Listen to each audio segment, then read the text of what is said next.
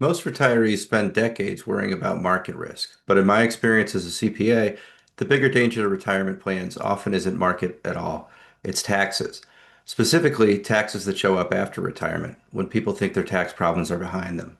I call this the retirement tax time bomb, and most people don't see it coming until it's already exploding. If you're retired or within about 5 to 10 years of retirement, this may be one of the most important things you ever understand, especially if you've done a good job saving in traditional IRAs or 401ks.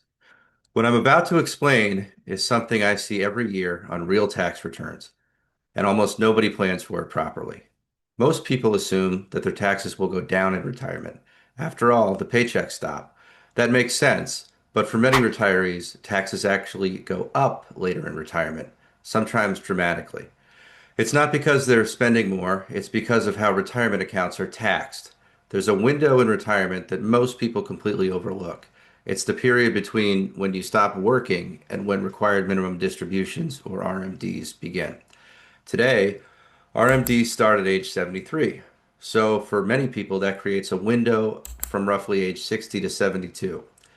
During this period, income is often lower than it ever will be again. These are what I call the gap years.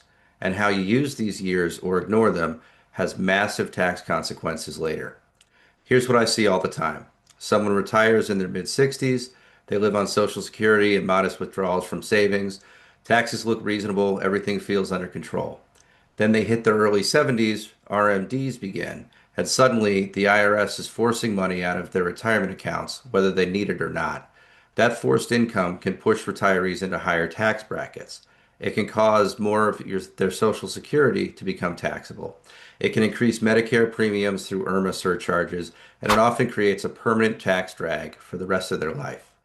I've seen retirees shocked at how fast their tax bill grows, even though their lifestyle hasn't changed at all. This is why I call it the tax time bomb. The problem builds quietly over decades while people are saving, then it explodes later when flexibility is gone. By the time RMDs begin, most of the damage is already locked in. At that point, people are just reacting. They're no longer planning.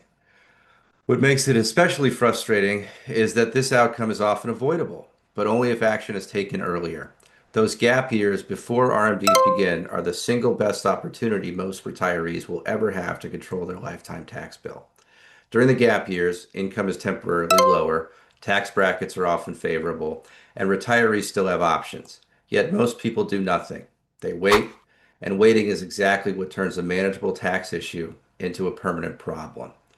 Good retirement planning is not just about investments. It's about when income shows up, not just how much you earn, but when it becomes taxable.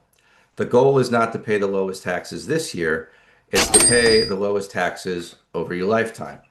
That requires thinking ahead, not reacting later. If this is the first time you're hearing about this, you're not alone. I walk through this in much more detail with real examples in a free class I put together called the Tax Protected Income Blueprint.